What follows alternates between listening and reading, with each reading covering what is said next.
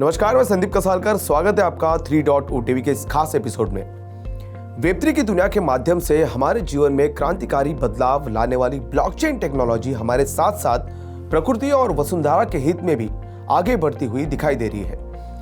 इस टेक्नोलॉजी की वजह से पर्यावरण पर हो रहे घातक परिणाम को भी रोका जा सकता है। जी हाँ, मैं बात कर रहा हूं इंडस्ट्रीज से हो रहे कार्बन उत्सर्जन की। बढ़ते तापमान, पिघलती बर्फ की चोटियां और खराब मौसम की वजह से पूरे विश्व पर ग्लोबल वार्मिंग के काले बादल मंडराते हुए नजर आ रहे हैं। इसकी वजह से हो रही तबाही से हम सभी भली भांति परिचित हैं। ये सब पर्यावरण में बड़ी मात्रा में छोड़े जा रहे कार्बन डाइऑक्साइड जैसे केमिकल्स की वजह से ही हो रहा है। क्लाइमेट चेंज से निपटने के लिए यूरोपियन कमीशन और यूनाइटेड नेशंस ने ब्लॉकचेन टेक्नोलॉजी का उपयोग करना शुरू कर दिया है। वही अगर बात करें टॉप 6 कार्बन ट्रेड एक्सचेंजेस की, तो इनमें carbon trade exchange, expansive, token protocol, air carbon exchange, carbon expert Romania और Texas climate and carbon exchange सबसे ज्यादा परफॉर्म कर रहे हैं। कार्बन क्रेडिट मार्केट को लेकर ग्लोबली अगर बात करें तो 2021 में कार्बन क्रेडिट मार्केट का मूल्य 760.28 बिलियन अमेरिकी डॉलर्स था और 2023 से 2028 की फोरकास्ट पीरियड के दौरान 21.14% की CAGR से बढ़ने की उम्मीद जताई जा रही है। ब्लॉकचेन टेक्नोलॉजी के एनर्जी यूसेज का मुद्दा भी महत्वपूर्ण है। क्लाइमेट चेंज से लड़ने के लिए ब्लॉकचेन को अपनाने के कई इन्वायरमेंटल एडवांटेजेस भी है। इसी विषय को गंभीरता से लेकर अगर ब्लॉकचेन टेक्नोलॉजी का इस्तेमाल किया जाए तो क्लाइमेट चेंज के साथ साथ इस घातक कार्बन को भी कंट्रोल में लाया जा सकता है। आइए देखते हैं कैसे। सबसे पहले कार्बन क्रेडिट का क्रिएशन और मैनेजमेंट। कार्बन क्रेडिट का क्रिएशन और एडमिनिस्ट्रेशन एक ऐसा तरीका है जिससे ब्लॉकचेन टेक्नोलॉजी क्लाइमेट चेंज से लड़ने में मदद कर सकती है। एक ट्रेडेबल परमिट को कार्बन क्रेडिट कहा जाता है, जिससे होल्डर को एक सर्टेन अमाउंट में ग्रीन हाउस गैस जैसे कार्बन डाइऑक्साइड का उत्सर्जन करने के लिए अलाउ किया जाता है।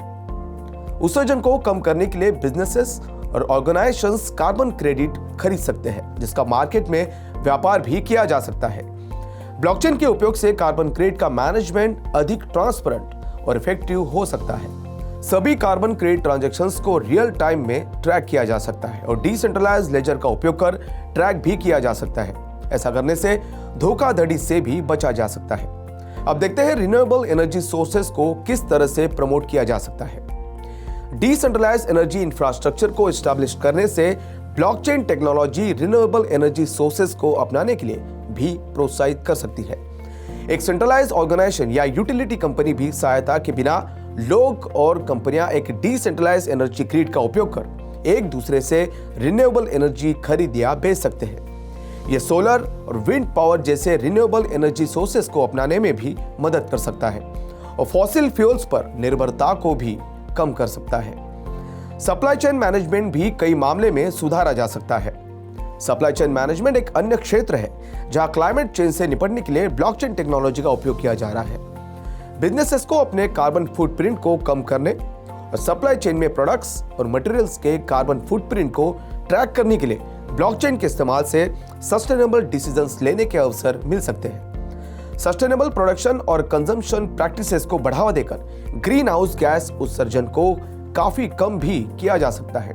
दूसरी तरफ कार्बन उत्सर्जन की निगरानी और रिपोर्टिंग का मामला भी सुलझ सकता है। ब्लॉकचेन टेक्नोलॉजी के इस्तेमाल से बिजनेसेस, व्हीकल्स और स्ट्रक्चर्स जैसे कई सोर्सेस से कार्बन उत्सर्जन की निगरानी और रिपोर्टिंग भी की जा सकती है। गवर्नमेंट्स और ऑर्गेनाइजेशन उत्सर्जन को ट्रैक करने के लिए एक डिसेंट्रलाइज्ड लेजर का उपयोग कर अपने उत्सर्जन पर अधिक सटीक मेजरमेंट और रिपोर्टिंग भी कर सकते हैं। जैसे कि हम सब जानते हैं कि जब भी कोई नई टेक्नोलॉजी आती है तो उसे बहुत सारी चुनौतियों का सामना करना पड़ता है। स्टैंडर्डाइजेशन और कंपैटिबिलिटी की आवश्यकता एक कठिनाई हो सकती है। ब्लॉकचेन को रूल्स और प्रोटोकॉल्स के एक समान सेट की आवश्यकता होती है, जिस पर कार्बन क्रेडिट को मैनेज करने और उत्सर्जन को प्रभावी ढंग से ट्रैक करने के लिए सभी स्टेक होल्डर्स की सहमति जरूरी होती है, जिसको लेकर अड़चनें भी आ सकती है। ब्लॉकचेन टेक्नोलॉजी की स्केलेबिलिटी एक और डिफिकल्टी हो सकती है। कई ब्लॉकचेन नेटवर्क पर आमतौर पर केवल एक मामूली मात्रा में क्षमता होती है और केवल कुछ ही ट्रांजैक्शंस को प्रोसेस किया जा सकता है। यदि कार्बन क्रेडिट या उत्सर्जन को ट्रैक करने के लिए ब्लॉकचेन का व्यापक रूप से उपयोग किया जाए तो यह एक अड़चन भी बन सकती है। कुछ भी हो, पर क्लाइमेट चेंज जैसे वैश्विक संकट को रोकने के लिए इस तरह की कठिनाइयां और बाधाओं को दूर किया जाना अत्यंत आवश्यक है। तभी समूचा विश्व ग्लोबल वार्मिंग की समस्या से छुटकारा पा सकता है। ब्लॉकचेन टेक्नोलॉजी सारी प्रक्रिया में निश्चित रूप से बहुत महत्वपूर्ण भूमिका निभा सकती है। तो आज के लिए बस इतना ही। ऐसी वेब3 से जुड़ी सभी टेक्नोलॉजिकल अपडेट्स को लेकर मैं संदीप कसालकर फिर आपसे मिलूंगा। तब तक के लिए देखते रहिए 3.0 TV।